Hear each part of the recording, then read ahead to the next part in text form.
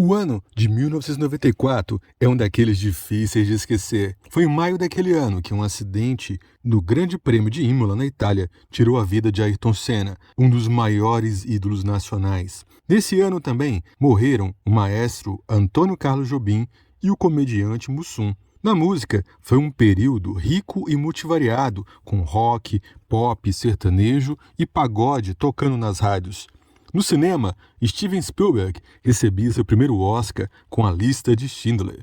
Na política, o presidente do Brasil era Itamar Franco, que sucedeu Collor após o impeachment. Surgiu nesse ano também o Plano Real, que fez com que o Brasil conseguisse controlar a temida inflação. No futebol, o bicampeão brasileiro era o Palmeiras da Parmalat. E outro time que fazia sucesso era o São Paulo, que era bicampeão mundial. Foi nesse ano que nos Estados Unidos a seleção brasileira de futebol chegava cheia de desconfiança para disputar a Copa do Mundo. Após 24 anos de jejum, depois do tri de Pelé, só tivemos perdas, mesmo com times excelentes, como o de 82. O povo não via a hora de gritar campeão. Saudações, grandes champions!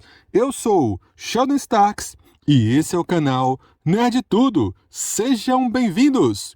Vamos vivenciar a emoção e desbravar as curiosidades, os detalhes e bastidores do tetracampeonato da Copa do Mundo, essa que foi disputada nos Estados Unidos no ano de 1994. Antes, se inscrevam no canal, deem seu like e sigam também no Instagram, o maior canal nerd do Brasil, o canal Nerd Tudo. Vamos lá, preparados? Apertem o play!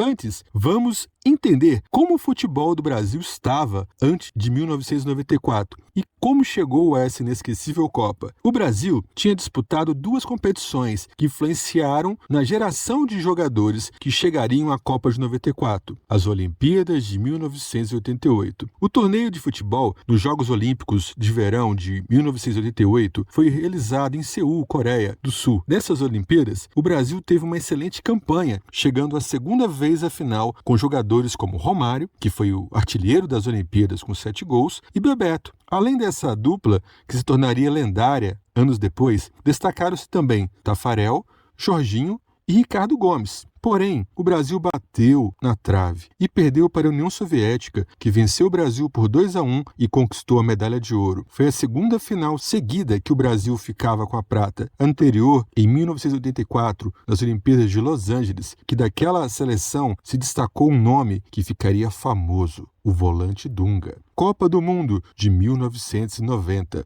A Copa do Mundo de 1990 foi disputada na Itália. O Brasil foi representado por uma seleção tecnicamente boa, mas cheia de problemas físicos e internos. Treinados por Sebastião Lazzaroni, que tinha um esquema muito defensivo, mas que chegava motivada por ter ganho a Copa América de 1989 no Brasil. Cruzamento para Romário!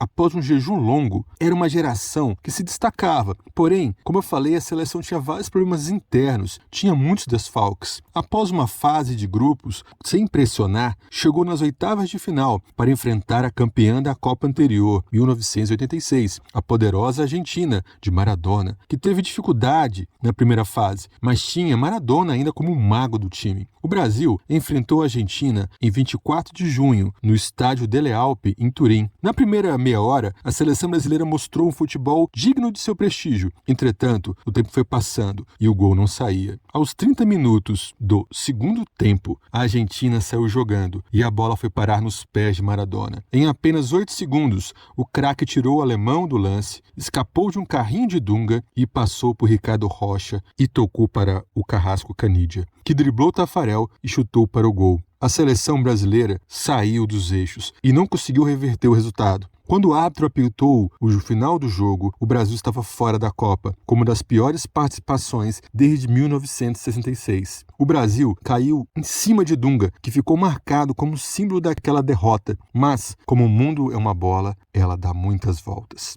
Com esse gosto amargo de eliminação, o Brasil mais uma vez ficava na fila de espera. Começavam as eliminatórias de 1994. A campanha começou em julho de 1993, em Guayaquil, no empate de 0-0 com o Equador. E depois veio uma sacudida, uma derrota histórica por 2-0 diante da Bolívia em La Paz. A primeira da história em jogos eliminatórios. Foi um dos momentos mais críticos da seleção. Porém, após essa derrota, a seleção brasileira começou uma campanha de recuperação, com 2 empates, 2 vitórias e essa derrota. Quando no dia 29 de agosto de 1993, no estádio Arruda, lotado no Recife, foi à forra e goleou a Bolívia por 6-0, com gols de Bebeto, Miller, Branco e Ricardo Gomes. Daí em diante, foram mais 2 vitórias. O Brasil chegou à última rodada nas eliminatórias com a vantagem em cima do Uruguai, porém cercado de muita desconfiança. E para completar, do outro lado do oceano, um jogador impressionava nos gramados, com gols, dribles e muita arte, o baixinho chamado Romário, que tinha se transferido do PSV da Holanda para o Barcelona e havia feito 17 gols em 13 jogos. O clima no Brasil era de pressão. O povo, a mídia, todos pediam por Romário, que estava arrasando na Europa. Todos pediam pela convocação para a partida contra o Uruguai. Acontece que o camisa 11 não fazia parte do time que participou das eliminatórias. Havia uma treta nessa situação. O atacante havia sido chamado pela última vez em 1992 para alguns amistosos, mas teve um conflito com o técnico ao se recusar a ficar no banco de reservas contra a Alemanha, sendo cortado ali mesmo na lista de convocáveis. O problema é que Romário arrasava por onde passava e a seleção não engrenava nas eliminatórias, o que levou Parreira a chamá-lo de volta para o confronto decisivo contra o Uruguai. Então, que na última partida, após Evair, craque do Palmeiras, se machucar, Romário foi convocado para a alegria geral da nação. Na partida decisiva, no Maracanã, numa das melhores partidas de um jogador de futebol da história, Romário encantou e marcou os 2 gols da vitória por 2-0 e levou o Brasil à Copa do Mundo de 1994. Olha o gol! Olha o gol! Os 27 do segundo tempo! Enfiou para Romário, posição legal, saiu o goleiro, fez a finta, lá vai Romário, é gol! Brasil!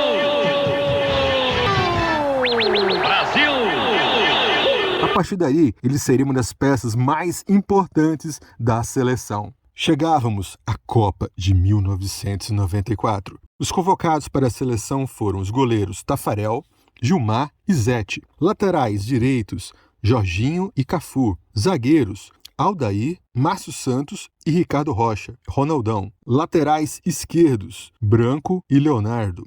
Volantes, Mauro Silva, Dunga, Mazinho. Meias, Zinho, Raí, Paulo Sérgio. Atacantes, Bebeto, Romário, Miller, Ronaldo, que na época era Ronaldinho ainda, e Viola. Treinador Carlos Alberto Parreira, com auxiliar Mário Jorge Lobo Zagallo. A dupla dinâmica. Chegava a Copa de 1994. O Brasil, liderado por Romário, foi para a Copa, mesmo que desacreditado, pela difícil campanha nas eliminatórias, jogando um futebol que era considerado burocrático, porém consistente em seu sistema de marcação e obediência tática. A seleção canarinho tinha uma dupla de ataque poderosa, Romário e Bebeto. No primeiro jogo, o Brasil venceu a Rússia por 2-0, com gol de Romário, já mostrando o que seria na Copa, aos 26 minutos, e também completado por Raí, de pênalti aos 52 minutos. Infelizmente, com 20 minutos, Ricardo Rocha deixou o jogo. Contra Camarões, no segundo jogo, Dunga lançou Romário, deixando livre na frente do grandalhão. Bel, como fazia com frequência na época, o atacante ganhou a corrida, que apostou com a zaga e tocou a bola antes que o goleiro pudesse abafá-la. Gol do Brasil. Márcio Santos e Bebeto completaram a etapa final e foi 3-0. No terceiro jogo, Brasil e Suécia, um jogo bastante difícil, um esquema muito defensivo. No primeiro tempo, Anderson marcou para os suecos. E no início da etapa final, Romário, mais uma vez ele, chutou de bico de fora da área e igualou o resultado. O empate foi o suficiente para classificar o Brasil para outra fase. Nas oitavas de final, o Brasil disputaria um dos jogos mais difíceis contra os Estados Unidos, o país sede. Jogaram em São Francisco no dia 4 de julho, isso mesmo, o dia da independência norte-americana, diante de mais de 85 mil pagantes. Começava o mata-mata. A equipe da casa entrou para sustentar o empate, que levaria a decisão da vaga às quartas de finais para os pênaltis. Armou uma retranca feroz. E para completar, Leonardo deu uma inesquecível cotovelada em Tabby Ramos, que causou não só a expulsão do lateral para o resto da Copa, mas um dos momentos mais sem noção da Copa. O jogador norte-americano só se recuperou meses depois, após essa lesão. Mas o Brasil pôs em prática uma das características do estilo Parreira, a resiliência. Água mole e empedradura, tanto bate até que fura. Aos 72 minutos, Romário recebeu na entrada da área e viu Bebeto na lateral direita da grande área e rolou a bola para o jogador. Num toque mágico de sinuca, Bebeto pôs no lado esquerdo de Tony Meola, garantindo a suada, mas justa vitória. Íamos para as quartas de final. Quartas de final. Ao contrário do outro jogo, esse seria um jogo mais aberto. 2 times de ataque, Brasil e Holanda. O Brasil começou arrasador, fez 2-0 em 2 contra-ataques. No primeiro gol, Romário completou de bico o cruzamento de Bebeto. No segundo, Aldair deu passe longo para Romário, que serviu Bebeto. A zaga holandesa vacilou, imaginando que o atacante estivesse em posição de impedimento, e Bebeto driblou o goleiro e pôs a bola na rede, e fez uma das comemorações mais marcantes da história, com o Nana Neném. Uma comemoração em homenagem ao nascimento de seu filho, Matheus, que tinha nascido durante a Copa. Emocionante, porém depois desse gol começou o suspense. Com 2 descuidos brasileiros, um dos poucos durante a Copa, a Holanda empatou aos 12 minutos seguintes. Nesse momento, viria um dos lances mais inesquecíveis da Copa. Branco sofreu uma falta controversa, mas marcada. Branco, que era um substituto de Leonardo e uma das apostas de Parreira, condenada por muita gente, muito contestado. No entanto, naquele momento, ele, que tinha uma das batidas mais fortes do futebol, cobrou com perfeição uma falta para o gol. Com um movimento incrível de corpo de Romário, a bola entrou no gol e o Brasil fazia 3-2, o que pôs o Brasil na semifinal.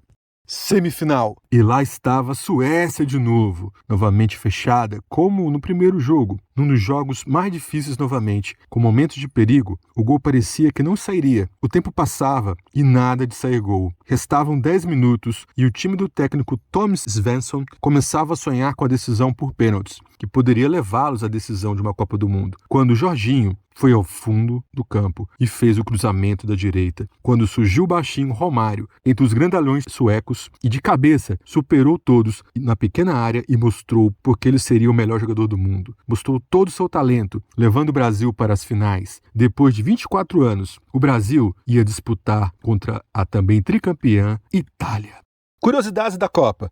Antes de falarmos da final, vamos lembrar um pouco de algumas curiosidades da Copa. Na disputa do terceiro lugar, o goleiro búlgaro Mihailov foi substituído por Nikolov no intervalo, quando sua equipe perdia por 4-0. Foi apenas a segunda vez na história da Copa do Mundo que um goleiro foi substituído sem estar machucado. Antes, apenas Muampa Kazadi, do Zaire, havia ido tão mais cedo para o chuveiro. Ele saiu aos 22 minutos do jogo contra a Iugoslávia, em 74, quando o placar estava 3-0 para os rivais. O jogo terminou 9-0 naquela partida. Estreia no Ninho. Hoje se fala muito do domínio dos europeus, mas na Copa de 94, o Brasil foi a única seleção de toda a América a alcançar as quartas de final do torneio. Entre os 8 times finalistas, 7 eram europeus. Era um domínio massacrante. Recordistas. Oleg Salenko tornou-se o recordista de gols em uma única partida, 5 diante de Camarões. No mesmo jogo, inclusive, Roger Milá de Camarões se tornou o jogador mais velho a marcar gol na Copa, aos 42 anos